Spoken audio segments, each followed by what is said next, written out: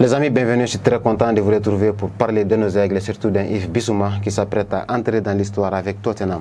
Le capitaine des aigles peut être ce mercredi soir le premier Malien à remporter une Coupe d'Europe après Seydou Keita. On vous explique tout dans cette nouvelle édition d'ActuFoot. Comme d'habitude, on commence par la rubrique du point Ligue 1 pour qu'on revoie ensemble les tenants et aboutissants de la 23e journée du championnat national disputé en début de semaine. C'est parti.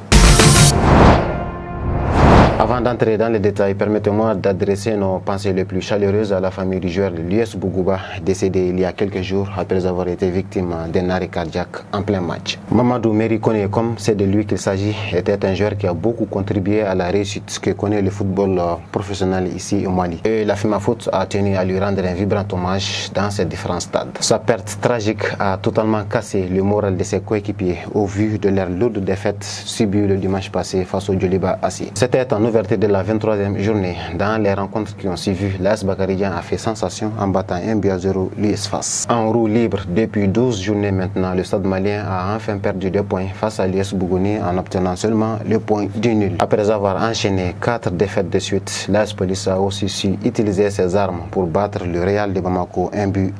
Dans le classement, le stade malien reste toujours leader malgré son match nul, suivi du Djoliba Assé qui recolle à 6 points du trône. L'US FAS, après avoir perdu son élan ces derniers temps, relance la course pour la 3e place, les 11 créateurs n'étant plus qu'à 1 point. Dans le bas du tableau, rien n'est encore scellé, mais ce sont toujours les Étoiles du Mandé et le FC Diarra, les relégables de cette campagne Ligue 1. En Europe, c'est la fin de saison que nos aigles cherchent activement à bien négocier et certains y parviennent super bien. Parlons-en tout de suite dans la rubrique des infos croustillantes du jour.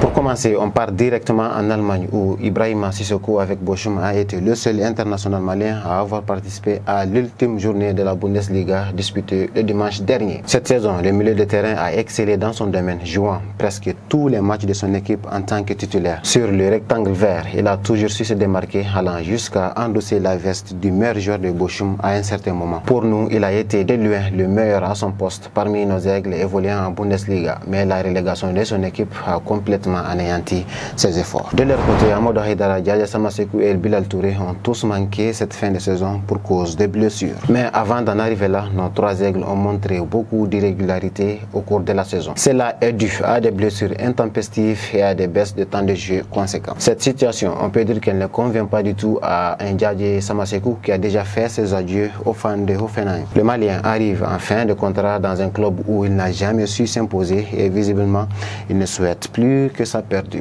En Angleterre, Yves Bissouma est à un doigt de remporter son tout premier trophée de sa jeune carrière en club. Le capitaine malien a été un grand artisan du succès de Tottenham en Europa League cette saison et il s'apprête à redoubler d'efforts pour faire triompher cette équipe anglaise qui n'a non plus le moindre trophée majeur dans son palmarès. Ceci représente donc une occasion rêvée pour Yves Bissouma d'entrer dans l'histoire de Spurs, surtout s'il arrive à montrer sa meilleure version ce mercredi soir face à Manchester United. Pour rappel, Seydou Keita est à ce jour le dernier international malien à avoir remporté une Coupe d'Europe. Cet exploit, il l'avait réalisé en 2011 en gagnant pour la 2e fois la Ligue des Champions avec le FC Barcelone. En Suisse, Fousseini Diabaté et ses coéquipiers sont en course pour arracher une place européenne en vue de la saison prochaine. Pour en arriver là, l'attaquant malien a dû être grand tout au long de la saison au point de jouer presque tous les matchs importants du FC Lausanne. Néanmoins, s'il veut confirmer son statut de leader dans le groupe, l'ailier de 29 ans va devoir être décisif et offrir la victoire à son équipe le samedi prochain lors de la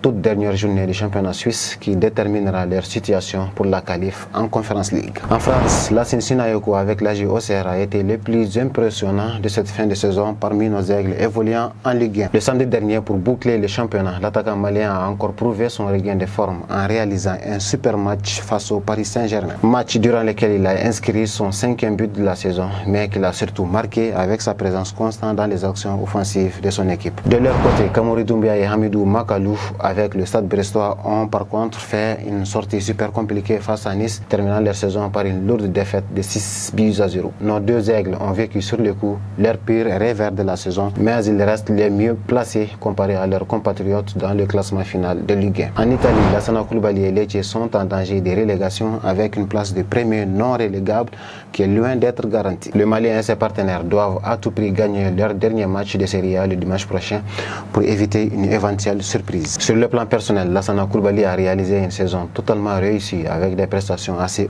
honorables qui l'ont rendu indispensable pour son groupe. La preuve, il fait partie des rares joueurs qui ont pris part jusqu'ici à toutes les 37 journées de Serie A. Les amis, comme vous le savez, les clubs sont déjà en train de préparer la saison prochaine à travers le mercato estival qui arrive. Découvrez tout de suite nos aigles qui ont animé le marché de transfert cette semaine.